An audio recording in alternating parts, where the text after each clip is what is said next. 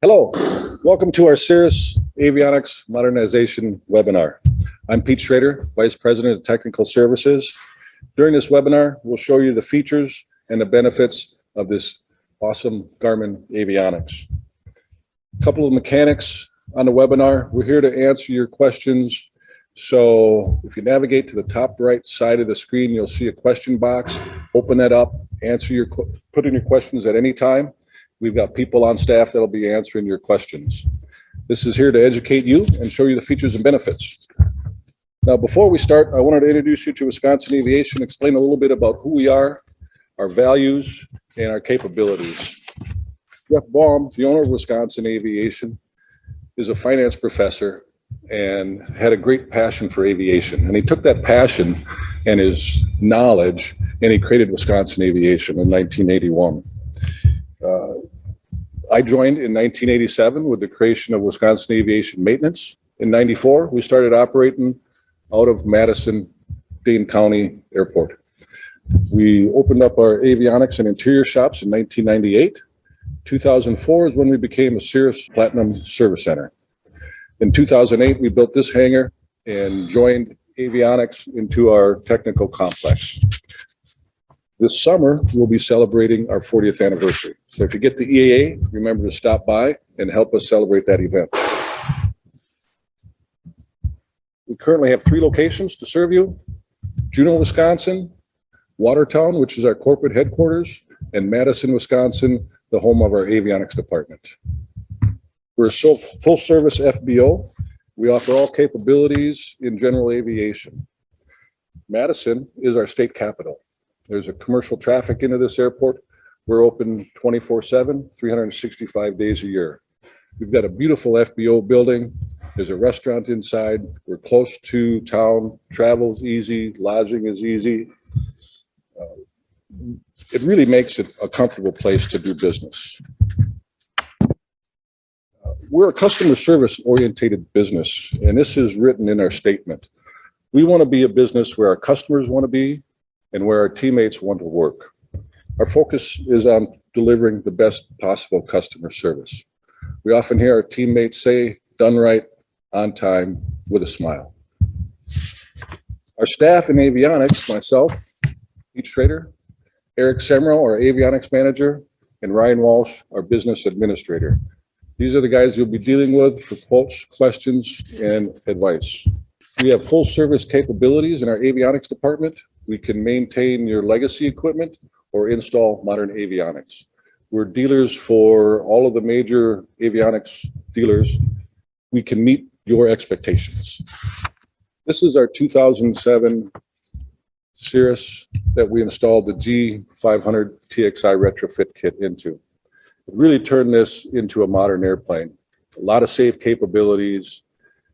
When I asked our pilots to compare this avionics to the avionics package that we took out, they simply said, "This is light years ahead." It really is a great avionics package, and I think you'll be impressed with what you learned today. Our presenters today are Jim Laster.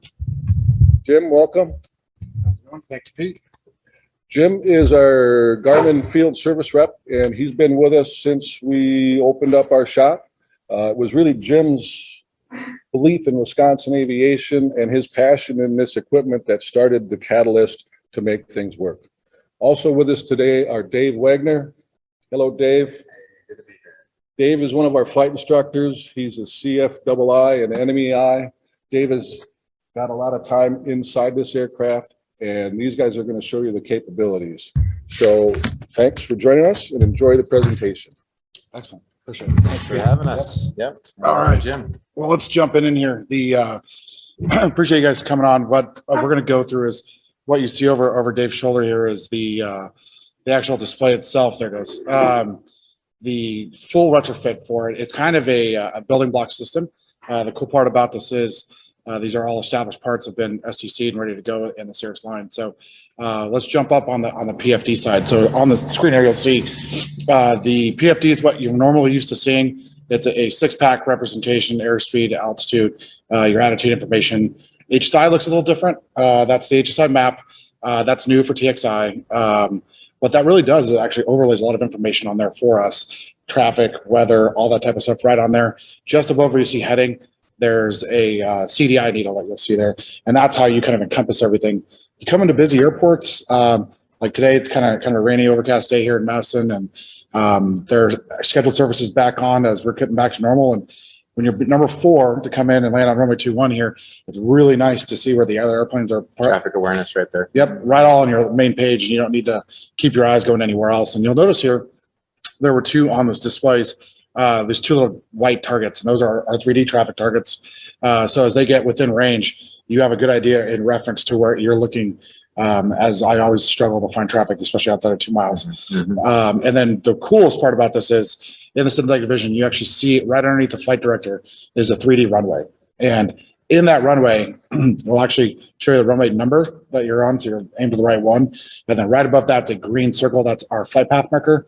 If you put that flight path marker on the end of the numbers, that is where we're going to end up. That is our trajectory. So helps or crosswinds. There's just a great sense of kind of situational awareness on what's going on. Speaking of that, if you go to the bottom right corner and you tap that button, you actually can shoot out a MFD. So if we are shooting that approach here, and you can actually pop this out and you can get a full geo-referenced approach plate right on your PFD, which is amazing. It really keeps your scan nice and tight when you're bouncing around on the PFD, and then you can see where you are situationally there as well. And just a home run. If you don't want the chart up, you can bring up a traditional map. If you want full PFD, that's your option. So this is kind of what's new, trending towards TXI. The other really cool part of this, it is a touchscreen. So if you want to zoom in on the chart, you just simply pinch zoom on there and get that zoomed in. And it really is starting to take that next step into kind of full integration. Yeah, and I like on that, go back just one slide there on that HSI map, it's such that you can actually move, zoom in and out just with one finger. And so you can be flying the airplane if you're hand flying at the time, or hand relaxed over here, and just one finger zoom in and out and see traffic awareness and just a quick glance. And that's very, very helpful to have. Absolutely. Ease of use there. And that leads right into the multifunction display, which is right next to it. So again, if you see in the airplane, the 2 big displays on top, it's split screens right here, just like this does. And what's really cool now is that we took the OEM specific engine data and laid it right on your multifunction display. Yeah, my eye catches the percent power. As a Cirrus pilot would fly those profiles, and having percent power is incredibly helpful. It's exactly what power setting you're flying in on. Absolutely. And the cool part about this, again, you can split screen it, or if you want the big map, you can do that. So if you want the chart on this side instead, you can have the map up and then the chart. But if you really want to dig more into the engine data, like let's say we're doing run up or trying to lean the airplane out, you can simply do that. It's a full EIS page. You can run there, and you can see your lean peak or rich peak. We'll show turbine temperatures, all our turbo temperatures will all go in there, and you have great interface with this. As it being a touchscreen, you can see your flight hours, and then some really cool things. I know in the Cirrus that we can get pretty warm on the engine when it's turbocharged, so we're constantly checking that. We actually have a pilot advisory that we get. We can't get over 380, otherwise really tough to get it cooled off. So we have a pilot advisory off at 378. So when it hits that temperature, we get a notification. It's not a master caution yellow, everyone's freaking out. It's just an advisory to get your eye to look like, oh, we're getting a little warm. You can take that information and just scroll up the indicated airspeed climb, or speed it up just a little bit. And make a small adjustment as opposed to having rip back power or add all the fuel back on or whatever. So somewhat customizable, which is really, really nice. Yeah. So with the addition of these 2 displays, we have the PFD and MFD, and it starts looking a lot more like the newer aircraft types and the perspective types. And you have a great set-in. They've been really well advised, and Wisconsin Aviation really kind of led the way on this first install. This airplane behind us was probably the first one that was completed with full TXI software and our GFC. So really kind of leading the way on how to get this set up is really cool. However, the heart and soul of this entire airplane resides in that GTN 750. It is ergonomically placed perfectly, in my opinion. For us, whereas we're flying, your right hand goes from power right to the GTN. You don't have to lean forward. You're not having to do a long reach. And with it being a touchscreen, just a home run to have everything in there. We can enter flight plans, all of our comm frequency changes, our audio panels there. Everything is here and is really set up really nicely. And really at the end of the day, it complements the rest of the system so well. And with the little brother of the 650, we actually now have software where we can cross control, meaning the 750, if I'm digging in a waypoint page and I find, let's say, ATIS for my antenna, and I hit that button, it'll ask me, do I want to go active or standby for either COM1 or COM2? And we can preload that without ever having to come back down here and retype it, just taking it one step away. And that 750 really, again, is like the heartbeat of the entire airplane. That's the one thing you touch the most. Yeah. And I know you've had a bunch of time in it as well. Yeah, no, the 750, it's really great. You see up on the top of the 750 there, you've got mic selector. You can touch audio panel, and with that program, both of your audios, your comms, adjust intercom. Everyone in the cockpit can have different audio levels as desired. You can get your Bluetooth integration in there. It's really all in one, and it keeps you from having to jump around. And so to be able to do everything from one screen is really handy for sure. It's ergonomics right here, so for sure I'm on board with that feature. Yeah. That's a fun one. One of the fun ones is my family likes to fly with me, and they traditionally usually take the Cirrus. With having XM on board, you can actually have XM radio run through 3 seats, and if I decide that I don't want to listen to that, that's something I could select where I can keep the radio on for them even through landing, but I won't hear anything. So all that's selected right there. It's super easy to get to and really nice. So again, this is the heart and soul of the airplane and is feeding the rest of the airplane. But where we get to show off is in this autopilot, and Pretty neat. it's pretty incredible. So what you're seeing here is the servo as well as our autopilot controller. And what ends up happening is this is actually a smart control, or sorry, smart servo. And inside of that is in constant communication with our PFD as well as that controller. And multiple times per second, it's monitoring what's going on. So it really starts to fly the airplane like it's on rails. And as we are manipulating the aircraft, the communication's kind of seamless through everything. So on the TXI, if we have a pre-selected altitude, and on the GTN, let's say we have a procedure loaded, all we have to do here is select approach, and then that will actually start flying what we have there. If we get a heading change, all you have to do is hit the HDG button, and then the button right above it, you'll change headings. If you get a descent, vertical speed on the right side, and then use the wheel. The wheel's super easy to use. Up and down is 100 feet per each one. And then your get out of jail card, the blue button. So if you Auto level. Yeah, if you get inadvertently disoriented and need to get help out of there, just hit the blue button. We'll bring you right back to roll level, and we'll bring you back to what's a safe position, and we'll take you from there. And with that, we have a big safety net around the airplane and what we call our ESP, so envelope protection. Yeah. So with that, the classic one for me is, because I've done this to myself, is that I throw my bag in the back, and you're reaching back, and as you pull back, well, you start to climb. A little unusual attitude. Yeah. All of a sudden. And if you get a little bump on the stick, it's because you're starting to pull the airplane out of what you're leaning for. And if you get it, that means it's, hey, there's something going on. But if there's something that you really didn't notice for some reason, you get a little bit more aggressive into that 17 degrees, you get a bigger pop on that stick. Yeah. And then if you keep it there for over 3 seconds, we'll actually engage level mode. Yeah. So something's not right. You're not performing what we thought is normal. If it's something you want to do, you can do that. You can turn ESP off and go do whatever you want to do on steep turns, or display the aircraft in different ways. That's fine. But in your traditional flights, that's not something that's needed. So again, it's just an amazing autopilot which just really completes the system. Yeah. And goes through that as just a great system. But as far as backups, the one thing I do want to also bring up here is that if you see the PFD here, right below it, you'll see mounted is a controller. It looks a lot like the controller on the autopilot. The cool part about this is, if you've already invested the money in a DFC 90, it's a good autopilot. And if you financially want to keep that back, it's fine.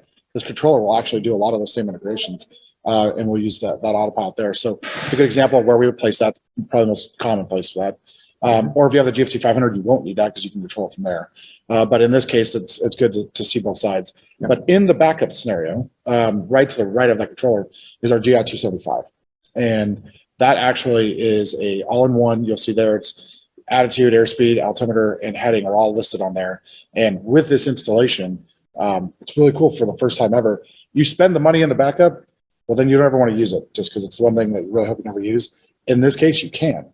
You can roll it over to, let's say, traffic or a multifunction display. Coming down here, flying from north to north, it was VFR there, but IFR here with wet rain. I actually just stuck it on the weather page, and I got to watch the trend as it was building the rain. I was like, okay, and I actually get to use the thing I spent money on as opposed to hoping to never use. So it comes to add situational awareness rather than being something you just systematically ignore. So, Yeah, and hope to never look at. Yeah, exactly. And the cool part about that really is it's just another level of situational awareness into the aircraft type, and it ties everything together. Now, in a very rare case, if something were to happen, it would sense that it lost communication with other devices, would automatically kick back to the backup attitude indicator, and you're good to go. Yep. With the Garmin Autopilot, it actually stays coupled. So if you even lost your PFD, we still have a coupled autopilot, which I can't tell you if things are getting bad. I'd love to have an autopilot still. Yeah. And having that battery backup on there, this thing is not going to go out on you. Yeah. And even if that's all you've got, even on that 275, you can still hit direct to, which is unusual for a backup to have that capability on such a small instrument. So. Absolutely. And it's just a wonderful way. I call it belt and suspenders at the same time, but in this case, these are actually two different things we're offering you at the same time, which is really nice. So for the handoff here, the full system integration. So you've flown it. We really do just kind of bring the whole airplane together. So I'll let you kind of talk about what unique on the system, I guess, is it's all a high-speed data bus. Everything is talking to everything else. So again, the 750 is the heart and soul of the communications back and forth. But if you do something on a 750 or a 650, it's going to be reflected immediately up on your MFD screen or your PFD screen. So you're going to see your flight plan as it's built out, and vice versa. Some neat features. I mean, you can have your iPad, which you would consider a separate setup, but you can engage a new flight plan just by hitting the send to panel button on your ForeFlight or whatever you have on your EFB, and it'll load that flight plan right into the flight plan on the whole setup. So that's neat. So you also have single point. You can enter it one place and it goes everywhere. Amend it. You can graphically edit it. You can edit it with knobs. You can type it in. So it's kind of dealer's choice, and you get to choose your preferred method and kind of come up with whatever works best for you in how you're going to be installing. And we'll have more on the exact setup options available later. But everything is interchangeable with different systems that you want to have on board. So we'll get into that down the road here. A great video here as well, right? Yeah. One thing I wanted to double down on, you're a ForeFlight user. Obviously, I'm a Garmin Pilot user. It does work with both. Yeah. So we can even have both in the airplane at the same time. So if you have two pilots in there, we can both connect to it and be operating different software. So pretty cool. And I've noticed even having traffic come down onto my iPad, again, there's 1,000 ways to do it, but it's great just to have the communication all across the board. So whatever you find yourself using, it really doesn't hamper you at all to use what you're comfortable with, and that's really neat. So I'm down there on the autopilot in this shot, and then you see it's in fact moving up the autopilot there on the PFD, and you can see situational awareness on all the maps along the way. Next is the data point entry, and this is what I was talking about with sending the thing to the panel. I've loaded a basic flight plan in here for demo purposes. I hit the send button, and I can receive it up on the panel there, and it shows me everything I got. I have the option of loading it, making it active, or I can just save it for later or a few minutes from now when we pick up whatever route that I've programmed in. So you can, like I mentioned, on a bezel knobs, touch screen, or by Bluetooth integration. That's real neat. It actually works as well with like if in this local area, if you fly to Midway, you're going to get a departure, and it's going to have 1,000 waypoints, all spelled wrong in my opinion. Like who spells carrots with 3 R's? So when you get that actually into either ForeFlight or Garmin Pilot, it's a pre-departure essentially. At that point, you can shove that whole thing in before you get going, and it removes me from the single point of error. Right? If I spell carrot like it's supposed to be, I'm not going to the right place. So that will actually put all that in there and remove just that one more area, and that integration really is awesome. And again, that works for both ForeFlight and Garmin Pilot. So that single point of entry is still useful in the air and on the ground. Yep. Yeah. So I've got cellular on my iPad, and I get a expected route. I can put that in the queue. When I get my clearance on the ground, they give me as filed or as expected. I can just go ahead and punch it in there, send it over. So that's really neat. Very enjoyable feature for sure. Engine information system. This is something I really like On Cirrus flying profiles, you're coming in for landing, you want your 30% power, or you want your descent from altitude. You want to be able to set a power setting. And so having engine information system that is persistent on the screen, and if you find you like it on the left, you can have it programmed in there and set there. You can have it full screen. So it can truly be persistent on any screens you want it to be to set up, but that gives you great situational awareness. I like running nice and lean, so we have fuel efficiency and keeping those plugs clean and everything. And to have that leaning table and lean assist is very very handy. So there's some more to it. So you can see down, it's actually capable of recording and analyzing information in flight, which gives the ability to look afterwards and see what happened, what's going on. So in the unfortunate event you get some engine roughness or some sort of trouble, you can, after the fact, troubleshoot it and prevent that from happening down the road. You could tell us maybe a little bit about those cases. So a really cool part of this is, especially when you come out of busy areas, you kind of have your hands full. If you go through and you're like, man, did the temps get warmer than I thought, or where were we at? You can, in live time, rewind on your iPad backwards to where you were on takeoff, and you can monitor all 6 cylinder head and EGTs. So you'll know right in the flight if you overtempered or got anywhere near that marking, or if, let's say we forgot cal flops or something like that, it's a little warm, and they would note everything in there in live time. The cool part is, a good place like Wisconsin Aviation is, if you trust maintenance and the guys here, if I left Madison, I was going to, let's say, Naples, I can get down to Naples, call back here and say, hey, something was weird coming down. Do you mind taking a look at the data? They can log into your account from the flight you were just on, and it uploads. Once your iPad touches the internet or your phone touches the internet, it punts it all back through your Flight Garmin account. They can go back in and say, yeah, these all look fine. There's something abundantly obvious through the data. We need to look at it obviously more. But if all of a sudden they notice when the cylinder head temps went way off or way high, they can tell you right away where to look, and you can get assistance where you are, or at least have a trained individual look at those things. And Pete's team's solid with that type of stuff. Yeah, so Garmin Pilot would be one to step ahead in this category, especially because that app alone gives you immense access to all that information where you can see what happened and debrief. It's your information, so you can kind of see what happened for yourself. You're also welcome your mechanic into that privileged information if wanted, of course. And we don't share if you don't want to. So that's right. There's a privacy setting in there for you as well. Yeah. There's a good video on how the EIS works here as well. Yeah. And we're going to overlay that. Next up is synthetic vision. So this is, again, one of the key features of what we're all used to in the glass cockpits now is where you can look at, there we go. You can look at you're in the soup, you can look at your PFD, you can see what you're coming down to for the runway. Again, you mentioned that green bullseye, that track vector, put that right on the runway and bring yourself down to where you're trying to go. And it's great situational awareness. Those diamonds in the sky, so you can see across the horizon. You got your traffic, and you can call it in sight 10 seconds faster than you might have been able to, and or something that's on a collision course. Just situational awareness is worth so much. It's almost like an out of the windscreen view, but if you're in the super reduced visibility, it really helps you get your eyes on the traffic outside that much faster. So it does combine instruments. You got all of your 6-pack that you might be accustomed to, but even more than that, you get your track vectors, you got your descent rates and targeted descent rates and things like that. So as mentioned, it gives you a depiction of terrain. So yeah, a really good point, like coming in here yesterday, a huge crosswind and shooting the ILS. Visually, as a pilot, you're used to seeing certain things.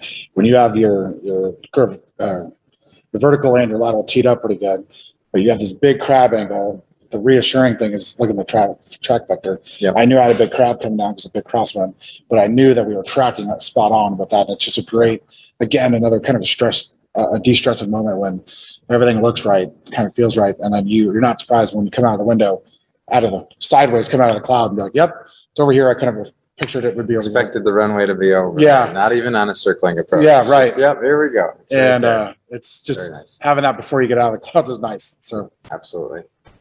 Next one, we're going to talk about backups. Like I mentioned before, it is on a high-speed data bus, which is pretty key at all times to kind of have left off all the systems having communicated with each other. If one were to fail or fall to the wayside for a minute, if that happened, all the information has been since transferred to all the other units. So we can see that you know, the autopilot integrates primarily with the 275 there, but that information is transferred among multiple screens. You know, of course, in the setups, we can have the 275 AHRS, your secondary AHRS up top there on the PFD, and you can set it up so you have multiple AHRS and the default, you know, fail down in that mode. But it's all integrated into the autopilot, and that gives you the data transfer that you need, so you can leave off with one where the other one died or whatever. So. Yeah, one of the big key features with our changes recently with the software is the availability to have the TXI system bring on the second AHRS. So primary installation will come with a single AHRS. If you would like to add a second AHRS, you can do that. Yeah. And the cool part about that is it's kind of how the perspective systems are set up. So if you really want that dual AHRS, we can do that. Mm-hmm. And you still have a GI 275 with another AHRS on board. So that is the definition of belt and suspenders, in my opinion. But yeah, if you want that integration, it's there. And it's just kind of modeling what Cirrus had put out there before. And I know a lot of the COPA members are really in tune with kind of following that lines. And we have a great setup for that. And there's an option. If budget gets in the way, that's something that we can remove or add, and that's up to them. But at the end of the day, we're pretty much giving you the same options that you'd be getting and what you're getting in the Perspective airplane with this as well. Yeah, so having 3 AHRS on board would be very, very comforting. Yeah. So we got that video playing through there. There's the fail down. And we still got our 275. As mentioned, that third AHRS installation would allow you to just hit a button on the MFD there and bring up an AHRS, so you can use that as well. So good. And next is electronic stability protection. So quicker to engage those videos here. We're going to put it into a high bank here. We'll notice that the electronic stability protection both protects in a pitch and a roll axis. You can bring it right back on course, get your situational awareness again, and return to level, build the autopilot profile out from center to outsides, get your heading back underway, get back on course. But really, the system telling you, hey, your spatial disorientation must be kicking in. It'll give you a knock back towards upright, straight, and level. And then if you decide that, yep, I want the system just take over, you can hit that blue auto level button. It'll take you home. There's another feature that you consistently exceed. It does something interesting. Go ahead and share about that. As far as the engaging level. Yeah, just with it engaging automatically on level. So the cool part about this is when you intentionally or unintentionally have the outbounds on or off. If, let's say, we've started a descent and we're being distracted by a radar or whatever, and we're nearing overspeeding the airplane, it'll pop, it'll give you a little bump. Yep. And if you're still continuing to not pay attention, it will engage, so that way you don't overspeed the airplane. Yeah. Same thing with adversely, or if you're even with the autopilot off, you're banking over to look for something. This is really where that base to final turn, if you're going to put the airplane in a bad position, she'll tell you. Yep. And it's really nice. All of that, what that allows us to do is where I think is probably the most safety enhancing part of our entire autopilot is being a coupled go round. Yep. And as pilots, we love training. We do all the training that we're required to do, plus we feel safe. But to be honest, we don't really practice in actual go-arounds at missed, right? And because A, it doesn't happen very often, and B, when it does happen, I'm landing if I can get down. I'm not going to practice one just in case. Yeah. And but what's really cool here is with our integration, we have a coupled go-around, which means in this system, you hit the go-around button, the autopilot stays engaged with the GTN, it will automatically sequence the missed. Yep. So as the Cirrus pilot, I hit go-around, full power, it's going to start pitching up. Yep. Put the flaps up, and everything's going to take care of itself at that point. Now you have time to take a breath. So let the airplane's navigating it, doing its thing. That's when we're going to go ahead and radio in that we're going missed. She won't stall the airplane because she knows what stall is. She's not going to overbank the airplane. The GTN knows what altitude we're flying up to. So if our mist is up to 3,600, right turn to the VOR. Yep. It'll start that climb up. It gets right to the VOR, goes out. She'll enter the hold, thank God. And I don't have to do the math on how to do that. She'll get us in there and we're good. And that gives us the time as a pilot. I have my family on board. That's important. I don't want to be falling behind trying to get a radio call out as I'm getting pretty nose high. And she'll take care of the whole thing for us. And it is awesome. And we don't ever practice that. So it's different. When you have the foggles on, you kind of know that you can take them off and it'll be fine. But at the end of the day, this is where it pays for itself. Yeah. And we flew this just the other day with the toga button, and it's installed right here on a 708 Echo Sierra, and it's ergonomic. You just shove the power in, tap the toga button right on the wall there. The system literally takes over, and you can look up on the map and you're flying the mist approach just like that. You got 30, 40 seconds to get your flaps up. You got your, flying the approach. You can see it going there. You can just regain your situational awareness, that valuable time while you're under saturation in the soup at minimums. Gets really exciting. Not to mention now you got to figure out how to enter the hold. And I once heard a old saying that the human brain, starts thinking when you're conceived or whatever, and doesn't stop thinking until you're trying to enter a hold or when you die. So that's about right. So great situation awareness. It'll depict how it's going to do it, teardrop, parallel, or direct entry, and it just makes it really easy to fly. The secondary part about this is, let's remove IFR and let's talk VFR. If you are, let's say, we struggle sometimes to get guys in airplanes as often as they should. This can kind of help you with your personal minimums. Like, I know a lot of guys have 1,000-foot minimum. Some guys have 500-foot minimums. Some will go all the way to minimums. Mm-hmm. For me personally, I kind of went from a 500-foot minimum to our couple to go rounds. I can go down to minimums now. And I feel safe. I feel like everything's fine because I can get out of that. And if it doesn't work, I feel like I can still be okay there. But at the end of the day, I know my first line of defense is going to be, the system architecture. And with this, in even VFR, if I'm like, all right, I can have a go around. If someone jumps in front of me, or if somebody taxis in front of us, or something happens, same exact thing, full power go around, and we're going to start. We're getting it pitched up, and we're going to start going away from there. And it kind of just helps having that background in there, knowing that the airplane's capable to do a full go round for you. So. Absolutely. So next is the Garmin owner experience. So this is talking a little bit more in depth about the Garmin integration as you purchase the system. What are you looking at as far as integrating and upgrades, and how things are going to work down the road for you? So this is actually kind of where I think we separate ourselves from kind of the other manufacturers in the industry, and it's really from the beginning, like from the day that you decide to start the installation with us, especially when you pick a place like Wisconsin Aviation, where you're going to start getting your primary training stuff. You're going to get a little bit of flight manual data, but then at the next point, you're going to get the same logic as everywhere, right? On the Garmin Pilot apps, with the GTNs. Once you learn one of them, it's not like in the old days when you knew a 430 and I got a G1000. We have to rethink and relearn. Yeah. This is one system does all of it, and from that point, then you can get in-person training or online training. We have in-person training. COVID kind of killed the in-person thing for a while. So the cool part is that you guys offer great in-person training here, and you don't have to come all the way down to KC, and we only offer it twice a year, but that's where you guys can do it on demand. And the next thing is databases. It's always been a pain point. And for us, we really were trying to get costs down, and we actually offer Garmin One Packs now. So it's Garmin navigational data. It's not Jeppesen. Mm-hmm. It's government source data. It's pretty much the apples and apples kind of deal. Yeah. We're just not able, or we're able to charge less. Let's put it that way. So we bring that price down. And then with that, if you have a 510 and Garmin Pilot, we can move those databases wirelessly. So instead of coming in and popping out 4 different data cards out of that thing, going home, updating all the databases on a computer, bring them all back into your cockpit. Bit of a process. Yes. There. I know. I wrote a whole manual on how to do that for one of my friends. Now, power on, Wi-Fi 6 to your iPad, says you have databases. Yes, it does its thing in the background. Yep. Right. That's the ownership experience we want. And that's the single point. And then software upgrades. I'm going to tell you guys there's going to be a massive software upgrade coming down in the future. We always do them. Usually in the summertime is when we'll get them.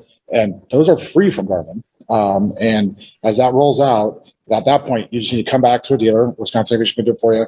And the update's free from us, so you don't pay us. Pete's guys do need to go through the airplane, so there will be labor to put on, but it's not this fee or whatever from Garmin. And at that point, you're on the line of newest and greatest things. So you invest today, you're going to have the greatest thing today, tomorrow, next year, 2 years, 5 years, 10 years. The investment will keep paying as it keeps coming. As we develop software, it's just keep coming back to you. So the iterations continue to get better. You're both buying version 1, 2, 3, 4, 5. Yeah, it goes on the list. So it's awesome. And we just came out with all these product lines. So you're on the baby steps for where we are. We're not super mature in the line to where you're thinking we only have 1 or 2 left. So you're at the right time to go and do the upgrade. That's great. Good news there for sure. Training support, as far as Garmin side of thing, you've detailed a few of the things. There's a couple other software and other things that you can do to get familiar with it. I'll talk about our options in just a minute.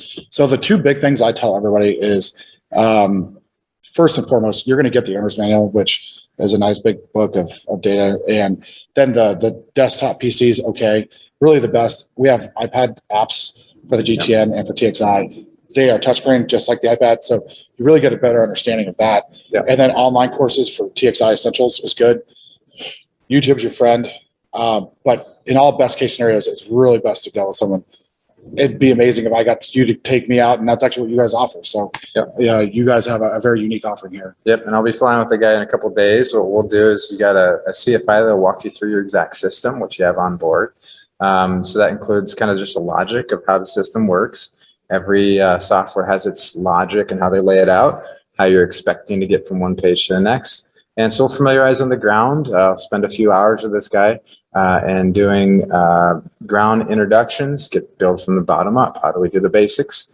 And then all the bells and whistles and stuff, and then get out in the actual airplane, flying it, fly some approaches, get familiar with it. So that's an exciting part that I'll have the privilege to do here with this next customer here. So varying is an option too. So I was going to say that's not a common offering. So there's a lot of times where a lot of the dealers that you will choose don't even have this availability to offer. Most of us, you guys are spun up on this exact installation. So this is kind of a perfect no-brainer as a selection. Absolutely. With us now will be Pete, back here from the beginning. He's going to talk about some other options, some unique installations that you can have on your upgrade setup. Well, thanks, guys. You really didn't tell us that this stuff is light years ahead. It's exciting to listen to you and understand what the capabilities are. And we do have some additional options that we have for you here. We have partnered up with SICE. SICE is a manufacturer of digital fuel quantity senders. These are the same senders that Cirrus is using now in their aircraft. They put that on the MFD. We can take the same digital reading and put it on your G500. One of the benefits of this is when you're talking digital technology and analog technology for the current senders, there is some difference there. And we can put that on the gauge. So again, you've got that one source for fuel quantity. They're reliable gauges. There haven't been any failures in these gauges since Cirrus has been using them, or any fuel exhaustion due to that. So it's a great another option that's available, and something that we wanted to point out. The other thing that we are doing at Wisconsin Aviation is we're doing interiors. We have an interior shop. So come here, it's a one-stop shop. Get your avionics done at the same time you can get your interior done. We've recovered side panels, seats, carpet, painted plastic stuff. So we've been doing avionic or interior work for a while, so we're comfortable doing it. And you really can get a modern airplane. Come in with the old and leave with the new. And with the training that we can provide, you're going to have a safe airplane, a comfortable airplane, and we'll make sure you're a safe pilot. So we're looking forward to that. So that's okay. Now, one of the things that we want to talk about is the installation process. Installation is 3 to 6 weeks to do the installation, depending upon what package you choose, and we'll get into packages a little bit. You can see here that this is the process that we go through to modernize the airplane. We strip it down to remove all the old stuff, divorce that out, build up the wire harnesses, and then go from there. Jim, I don't know how many feet of wire we put into an airplane, but it's a lot. We put a lot into it. We do have laser markers, so we mark the wires and identify them where they go. We build up our harnesses for the PFD, the MFD, the 650, the 750, the autopilot are all new harnesses that install and get integrated in, and with the new equipment in there. It's quite a process, and we wanted to show what we do because it's hard to really explain. These guys can tell, here's the old, here's the new, but this is what we do when we're taking it out and we're putting it in. And and manufacturing those things. It's quite the process to work, and something that I'm quite proud of what our technicians are able to accomplish. This isn't a facelift. This is a full heart replacement. This is a full heart replacement. Yeah, it's going good. So we like what we're doing, and we'll keep doing that. One of the other things that we're really proud about, because we're rebranding the SR22. It's a SR22 G2. We've added a G to it because it's Garmin equipped, and we wanted to brand it. If you're interested, I'll put that G on at no cost. I think it's something that a lot of people will be proud of, and people see it on the ramp and they'll ask, hey, what's that G for? And we'll be able to tell them what that G's about. And it really is a next generation for the G2 to move up into that. Yep, absolutely. So, package pricing here. I won't get into the pricing in detail. This is on our website, and you can study that in detail, but there are different packages that you can do. You can buy the dual screens, you can buy the 650, the 750s, and the autopilot, and we can do a complete upgrade. If you got an autopilot, you want to keep your autopilot, you can leave it in there. We don't, we have options we can do there. You can leave your existing Navcoms in there, or you can just put the 650, 750 and upgrade into them. They're great radios, and that's an awesome upgrade to integrate into that with the new autopilot. There's a bunch of different combinations. Pricing will vary a little bit on options that we do pick and how the aircraft is equipped and what you want. We've already had some different reiterations in the personal preferences that our customers have had. So these are good budgeting numbers, and for exact quotes, give us a call and we'll be glad to work with you and get you some great numbers. You can review these on our website. One of the big things I would like to throw in on this is, if you notice that the way that these are structured out, you guys are so talented at putting these in the Cirruses that these are probably the best way to tackle this. And not every shop is comfortable with Cirrus. So there's a lot of times if you're going to get quotes from other shops, they're going to leave a little bit of buffer room, but you guys live and breathe these airplanes, and you guys know where all the bodies are buried, and it's just a great way. And they've done a really good job of being on time and on target. Yeah, we've been in the service since 2004. So my technicians want to pull a radio stack out, they can get a radio stack out in a short period of time. They're familiar with it. They know how it works and where all where everything is fitted in there. So next here, we'll take questions from the audience. Questions that have been. Yeah, the team has been compiling questions for us as the webinar has been going on. So here are kind of the more popular questions that came in. First one: can the PFD and MFD operate as backups for one another in case of malfunction? So we hit this just a little bit. There's a default kind of installation we have on 708 Echo Sierra, which has the 275 AHAR setup, coupled with the autopilot there, but also the other AHARs giving your PFD information. If you're one that wants to have the fail down mode, similar to a lot of G1000 setups, that kind of red button type of swapping going on, you can get that other AHARs that allows you to kind of have that backup. But you will at all times have two AHARs, two batteries, the backup on the 275. So you got a lot of options in the event. Adding the second AHARs in the video that we displayed earlier, you notice the screen went off and you had a heading fail. If we had the second AHARs, all you would get was a tag AHARS1 died. So nothing else would change. Nothing would go black. Heading stays on. So there is benefit to bringing it on because everything will resume the same. And it does add a great level of redundancy. Yeah. So it's not frivolous money spent, but it's a good option for AHARs on board. All right, we got number 2. Does the G500 Txi system differ from the Garmin perspective? Excuse me. How does it differ from the Garmin perspective system? This is an interesting question because we get it a lot. And the way it views and looks and presents is a little bit different than what they are specifically with perspective. The Perspective Plus is kind of online with what this is. So the new Gen Cirruses have HSI maps, they have reverse frequency lookups, they have a lot of the same software that we have here. So the actual detailing is the same. What's different right now is that we have touchscreens and there's our traditional. Some prefer that. But you're not going to get door locks or downlighting and stuff like that from this system, unless we can get Wheeling on board for that. But at the end of the day, that's really the mainline difference. But if we're looking at legacy perspective, there's a huge difference. You get all this added information on there as well, because perspective kind of stopped developing a few years ago and got stuck at that time frame as well. We're continuing to develop. And I have a lot of customers that come up to me and say, I'm looking at perspective or maybe a G2 airplane. And as soon as I start showing them this, they immediately start looking at that G2 and wanting to find, because they can, at the cost of finding that aircraft at that whole value point, plus the cost of this installation, getting custom seats done, you kind of get a custom airplane instead of getting stuck with whatever the guy had before. Right. And in my opinion, I think the Perspective Plus still kind of leads the way as fully integrated, but next best up is G500 Txi with the system. And that really kind of just leads the way out on retrofit side. I did enjoy when I was familiarizing with this aircraft is being able to pull up a chart and just with two fingers open it up just a little bit bigger where I can see the frequency or the course and to be able to drag around the map where you want it. That chart is very handy. So that's definitely a step ahead. So I've enjoyed that for sure about it. Actually, at the beginning, Dave was more perspective friendly, and it was like, I don't know if this is going to compare. And after flying, it kind of feels like the tide's turned. It's been very fun to fly, especially with the touchscreen integration. Choosing frequencies or so on is really easy. Loading an approach is really intuitive. Awesome. I've enjoyed that for sure. Next question up, we've got, I already have a GFC 90 autopilot. Is it supported by the G500 Txi setup? So we very quickly touched on this. The short answer is yes. There is an enablement for that. And with that, you can leave everything in the airplane the way it is.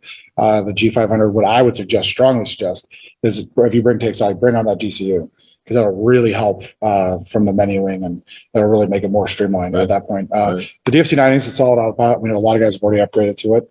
The best way I like to say that is that is already installed or previously invested in the aircraft. Leave it in there till you get failures. And if you're getting one or two servos, that's the perfect time because you're already paying for labor to get in there.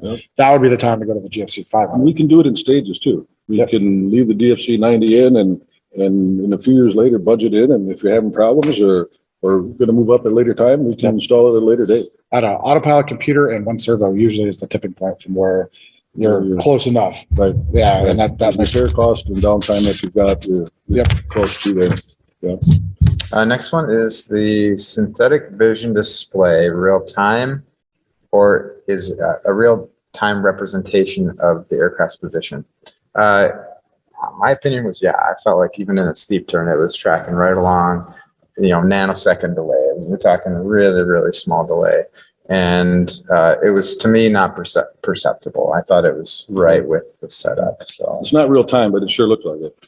So the best way to put it is, as you come across on short final, as you come to the end of the runway, your peripheral vision will notice the gray shoots below you as you cross the runway, and it's about on point as it gets. It's a little crazy. It's almost magic when you feel like you're looking through the aircraft at the runway below you. The numbers pass at the same time they do in real life on your screen down below, and it's it's really some neat stuff. Exciting for sure there. Next question in is, if the G500 Txi system records my flight data, how is that information kept secure to protect my privacy? Great question. So this is actually why ForeFlight doesn't have full access to our stuff. We have a very hard time, from credit card data for when you purchase databases to your EIS data to all of that data that's in there. We have a hard line on privacy. So it's all sequestered really to your account. And at that point, we don't want to open those keys up because we can't guarantee security at that point. So if this data is yours and yours to consume, we don't share it with insurance companies. We don't share it with engine manufacturers. It is literally for you to view. If you want to delete it all, go for it. If you don't want it set up, don't turn it on. So it's really there as just a tool to use. You access it from our website, Fly Garmin, which is held on our servers. Those are in Olathe, Kansas. So we're not offsetting. We're not using AWS, which is another third-party company. They are Garmin-owned servers in Garmin. Nice. So we have complete control of what's going on. And at the end of the day, we take this very seriously on the privacy side. So that's kind of where the cuts are. And we'll share the data that is important, but at the end of the day, it's your data to have. Next question in is, my son owns a Beechcraft Bonanza. Is the G500 Txi system available for other makes and models or just for Cirrus this time? It's a really good question. You noticed today we talked a lot about how specific this was for the Cirrus. The cool part is that's just a configuration base. So this works in a Mooney, a Bonanza, a Cirrus. Great for a beach trip. Yeah, perfect. And at the end of the day, they kind of customize in for each airframe has its own configuration base. So if you want something similar to this in an A36 or an M20J or something like that, you guys can do that too. Yeah, we can customize it to every airplane. The AML list out of the STC is quite comprehensive. Yep. One more, I think. And the next question, my Cirrus has stock fuel sensors. What is the specific issue that the cease fuel sensor resolves? Why do I need it? We touched on it a little bit, but the SICE fuel senders are digital senders. Some of the analog gauges do have fluctuations. You can see fuel flow fluctuating around. With a SICE sender, it's a rock solid fuel indication that you're going to get. It's also displayable on the GFC or the G500. So it does resolve some of that older technology and gives you the reliable digital technology that's out there. Yeah, this was kind of the Achilles heel in our EIS system was bad data in, bad data shown. So with us, Garmin actually worked with SICE from the beginning with TXL. And originally it was just 182, and now they've gotten a much better offering across the board. At the end of the day, you're probably going to get them anyways, because you're going to get frustrated with what's going on. And if we're showing really precise data, but the data is doing this, that's what you're going to see. Right. So with the SICE, it really irons it out and you get a really clean view of what's going on. The really cool part is that Wisconsin Aviation found a really cool way to cover your fuel gauge that was in there. It's a great place for the GSP 15s. Yep. So you can plug your iPad chargers Your right there. iPad charger right in there where that fuel gauge went, and Cleans it up. cleans it up and makes it a real logical place for it. Yeah. So then it kind of looks like it was built there. Yep. Yeah. That's it for. I had one question that I saw when I was watching the webinar. Somebody asked about I currently have a checklist in my Avidyne that I use. What happens to that checklist? Yeah, great And question. Love the Wisconsin checklist. Aviation has found a way to duplicate that checklist and load it into the 750. So it's a touchscreen checklist similar to what you had. You can acknowledge the items and go down a page where you've got access to all those checklists, normal, abnormal, flight profile speeds, and we're able to capture that data and put it right into the 750. Garmin makes a checklist editor, and we're able to utilize that checklist editor to be able to put it in there. I will say probably single-handedly one of the greatest things you guys did, because that checklist editor is not user-friendly. So I feel bad for whoever had to do that, because I've done it once and it was not something I want to do again, but that's a massive, massive saving of time. The interface is pretty easy. You can actually make a quick short button on the GTM. You can, yep. That goes right into the Right in the checklist. checklist. You can access it through the utilities, or there's a quick button you can get right there and then start your checklist. If you jump out of the checklist and go into like the map and look at something, go right back in the checklist, it saves where you were at. Yep. And when you complete that checklist, it'll jump to the next section. So if you do a pre-engine start, when you get to the end, you hit the button next, it just automatically loads the next one. Right to taxi, yeah. And then as you go, you take off, and if you want to do your cruise one, you can tap through those. Yep. And as you start your descent, it's right there. Like, it's really intuitive. And being a touchscreen, you get the big green check mark. And Yep. again, it kind of just, As David mentioned, it's right there in the panel, so ergonomically, it's easy to touch. Your hand right on the throttle, and it's an easy spot to get to the checklist. So Yeah. we're proud that we were able to do that, and it's a nice big differentiator. big difference. Yeah. Absolutely. If you had any other questions that weren't answered here, we'll be responding to you individually as we move on with this. So go ahead, Pete. So 708 Echo Sierra is available for demos. We're also going to have it at EAA. It'll be in Jim's booth. Jim will be up there, and we'll be up there with that aircraft. So come and see it. Stop by our booth, celebrate our 40th anniversary. We're really looking forward to getting back out into the population this summer and enjoying activities that we used to do. And it's going to be a great celebration, not only the 40th anniversary, but the progress that we've made in Wisconsin aviation and with 708 Echo Sierra. So you touched on this quickly. Let's talk a little bit more about the demo process. Yeah. So if I'm excited to see this, but I want to go fly it, is that something I can do? You betcha. Yep. So So give just- us a call. We'll put you in the airplane with a CFI. Oh, heck yeah. So Yeah. that's, again, no one really offers this. So especially in the Midwest, I cover this area. No one really has anything equipped like this, most of someone that could train in it. So that's a huge deal. I would encourage anybody out there that's evaluating this to come fly it, because like we talked about earlier, I got a perspective jumper over to my side, and it was good. And at the end of the day, it really comes down to just getting behind it and understanding and feeling comfortable. Right. And you feel much better about the level of investment you're going to put in the airplane when you understand really what you're getting. At EAA, come find me, I'll be there. And then you will actually have a Wisconsin Aviation employee there as well. They'll be able to talk to you a little bit more finite on details as far as scheduling and pricing and stuff like that will be there. I'd love to have you guys come out, and we'll see you there. Could not be more excited. We're looking forward to it. Yeah. And we'll be happy to demo the airplane, anybody that wants to. Cool. Yeah. I'd like to close out by saying thanks to Jim Laster and Dave Wagner. I really appreciate the time they spent to show us the benefits of this Garmin equipment. I also want to thank each and every one of you for attending today. Give us a call, let us answer your questions, and we can talk about your specific needs. Hope you're having a great day, and remember, come see us at EAA. Thanks. Bye.